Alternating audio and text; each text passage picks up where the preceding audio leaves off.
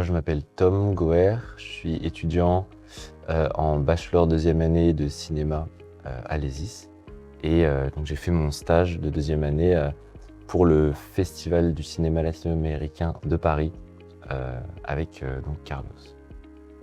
Je suis Carlos Tello, directeur du Festival de cinéma latino-américain de Paris et de l'association Images et Paroles, c'est l'association qui organise le festival.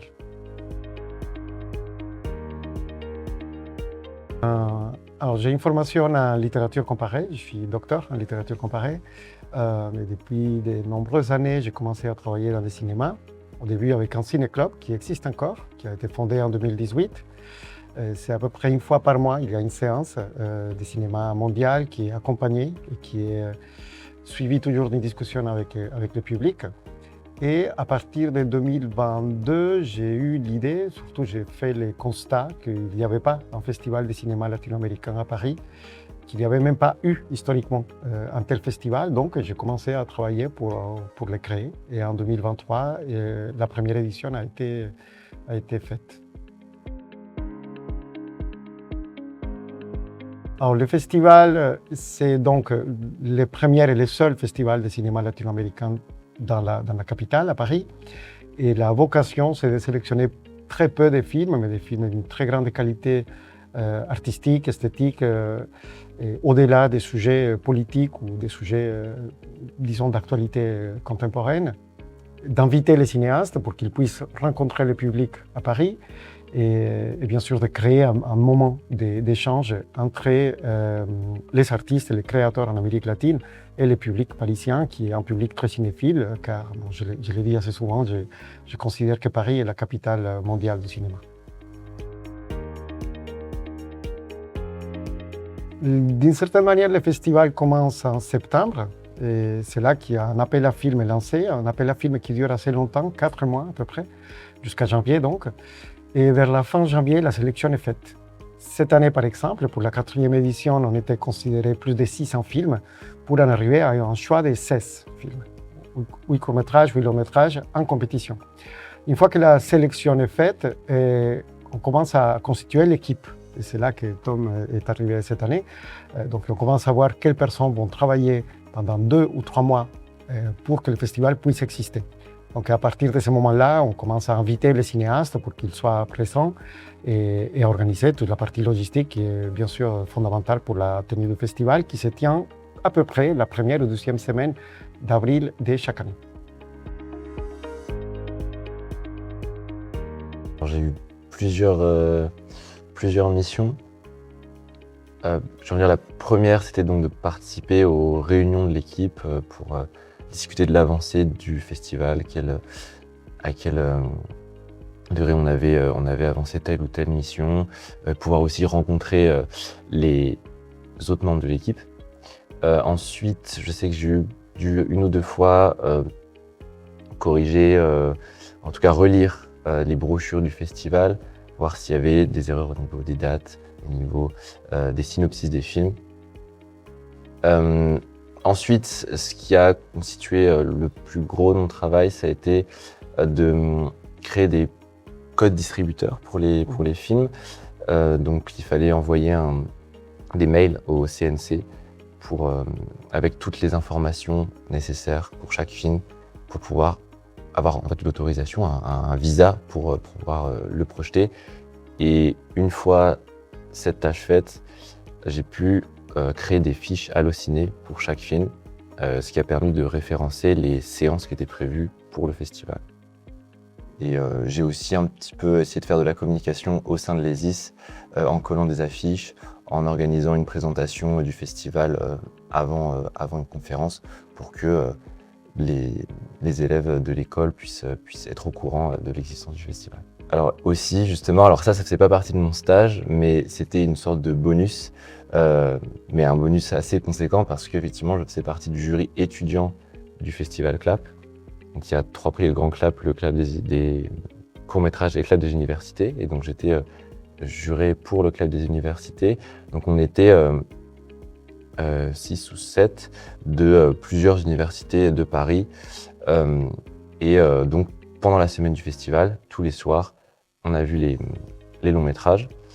Et on en discutait après. Et le samedi, on s'est tous réunis pour délibérer 3h30 sans s'arrêter pour parler de tous les films et choisir un film gagnant et une mention spéciale. Et ça, pour le coup, ça a été une super expérience. Alors, je propose aux institutions éducatives qui sont partenaires du festival, il y en a plusieurs, il y a des universités, il y a des écoles de cinéma, il y a des écoles d'art, de nous proposer elles-mêmes un ou deux étudiants. Et on fait une réunion, on se parle, on explique un peu en quoi ça consiste. Et après cela, on fait un choix en essayant de prendre tout le monde. Mais bon, à un moment donné, il faut couper, car un jury à 10 ou 15 personnes, ce n'est pas une bonne idée, c'est ingérable. Mais cette année, on était en effet 7 étudiants de plusieurs institutions, pas forcément des étudiants en cinéma, des étudiants en littérature, en droit, en langue. Et je pense que ça permet aussi des échanges assez riches, assez différents. Et ça permet aussi de voir que le cinéma, ce n'est pas seulement, dans tous les cas, une affaire des spécialistes, mais que ça touche nos sensibilités de manière assez diverse.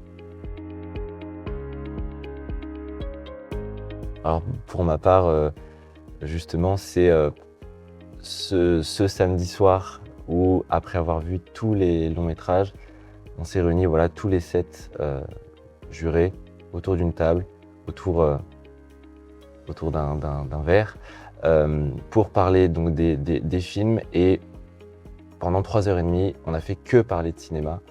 Et je sais que pour moi, c'était une sorte d'idéal à atteindre, d'un jour pouvoir vraiment me concentrer pendant un temps très long de juste parler de ce qui m'intéresse. Et c'était très très intéressant parce que chacun avait... c'est comme si chacun avait vu un film différent finalement à chaque fois, et c'était très très agréable de découvrir ce que chacun avait vu, et c'était presque comme si on revoyait les films en parlant. Et il y a plein de choses très très intéressantes qui en sont sorties. Ça a été difficile de trouver un film, vraiment un film gagnant, puisqu'il y en avait plein qui étaient très bien. Et ce moment-là, je sais que c'était un moment vraiment où le temps s'est arrêté autour de nous, et tout ce qui existait, c'était uniquement les films et nous, et voilà, la sensibilité qu'on avait à partager autour de ces films. Et je sais que moi, c'est 3 heures de ma vie que j'oublierai pas facilement. Exactement, c'est ça. C'était super de ne pas avoir que des étudiants en cinéma, où voilà, c'était vraiment, il y avait donc effectivement la littérature, du droit, et donc chacun avait des yeux différents. Et c'est ça qui a permis une richesse de dialogue où sincèrement, s'il n'avait pas été 00h30, on aurait pu continuer à discuter pendant des heures. Pour moi, il est difficile de trouver un seul moment dans le festival, car c'est un festival très jeune qui fête à peine sa 4e année. Donc il y a beaucoup de choses qui sont en train de se consolider, de se transformer, de se définir. Et mais disons que cette édition en particulier, voir la réponse du public a été très touchant pour moi, parce que la salle était pleine assez souvent. Et ce qui n'est pas facile à Paris. Les gens s'imaginent qu'il est facile de remplir une salle, pas du tout, car la concurrence est très très dure. Il y a beaucoup de choses qui se passent chaque soir à Paris, ne serait-ce que dans le domaine du cinéma, sans compter les autres arts et les autres domaines artistiques. Donc la réponse du public était très très importante, et ça m'a beaucoup touché. Et bien sûr, voir aussi la réponse, par exemple, des étudiants ou d'autres jurés, les jurés professionnels. Il y avait quelqu'un du Festival de Cannes, il y avait quelqu'un, programmatrice de films, sélectionneuse dans plusieurs festivals internationaux, et voir que les gens étaient contents, qu'ils avaient passé un bon moment, écouter aussi la réponse des cinéastes. Il y a 11 cinéastes qui sont venus de l'Amérique latine cette année pour accompagner les films. Passer du temps avec eux, les voir discuter avec le public parisien dans plusieurs langues, là où comme ils pouvaient communiquer entre eux, tout ça a été très, très enrichissant pour moi. Pour moi, c'est un peu basique, mais j'ai envie de dire voyage.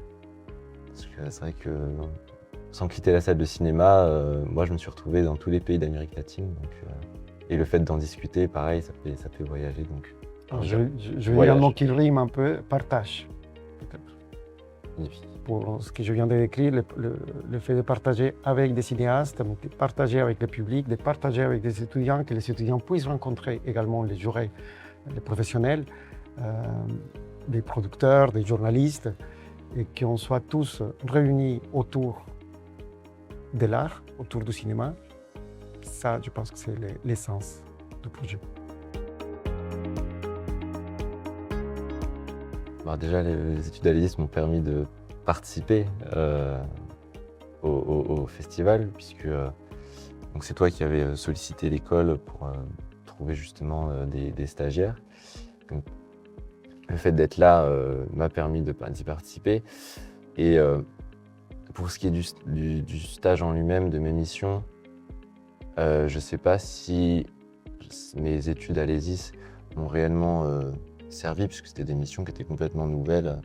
Voilà, c'est vrai qu'on ne nous apprend pas forcément comment créer un visa, parce que ce n'est pas non plus l'intérêt de l'école. Mais par contre, dans ma mission de juré, là, les études à l'ESIS étaient vraiment un enrichissement, parce que par tous les cours d'analyse de l'image, d'histoire du cinéma, et même de technique, et les cours pratiques qu'on a, forcément que personnellement, ça m'avait apporté un bagage qui m'a permis de plus ou moins apprécier les films et d'apporter des arguments pour ou contre certains films en me basant sur ce que j'avais appris à l'école. Et ça, pour le coup, voilà, c'est un bagage que je ne quitterai pas, hein, même pour mes expériences futures. Donc ça a été vraiment enrichissant. Je pourrais ajouter qu'au-delà de faire une application des choses qu'on apprend à l'école au sein des stages, justement, il s'agit de voir qu'un stage, c'est de faire ce qu'on ne fait pas à l'école, qu'on ne peut pas tout voir à l'école. Et dans les vrais exercices d'un projet artistique ou d'un projet culturel ou d'un projet cinématographique, par exemple, quand tu fais un film, quand tu fais un court-métrage, tu te confrontes à plein de choses qui n'étaient pas dans les textes. Totalement, ouais. Parce que ça fait partie en fait des choses qu'on apprend sur place justement. Donc là, il s'agit aussi d'ouvrir les champs des perspectives et de voir qu'il y a des choses qui sont parfois invisibles quand on est de l'autre côté, du côté public ou du côté artiste, mais qui sont extrêmement importantes et qui sont même fondamentales pour que les choses puissent se faire. Donc là, l'idée, c'est également que les étudiants puissent découvrir ces autres missions, qu'elles soient très techniques, comme par exemple la fabrication d'un DCP, qui soient plutôt dans la communication professionnelle, comme les CNC ou Allociné, ou la communication avec le public de manière plus directe, ou la pure logistique. Dans tous les cas, il s'agit de faire découvrir des métiers, des choses qui sont très importantes et qui permettent que les projets existent.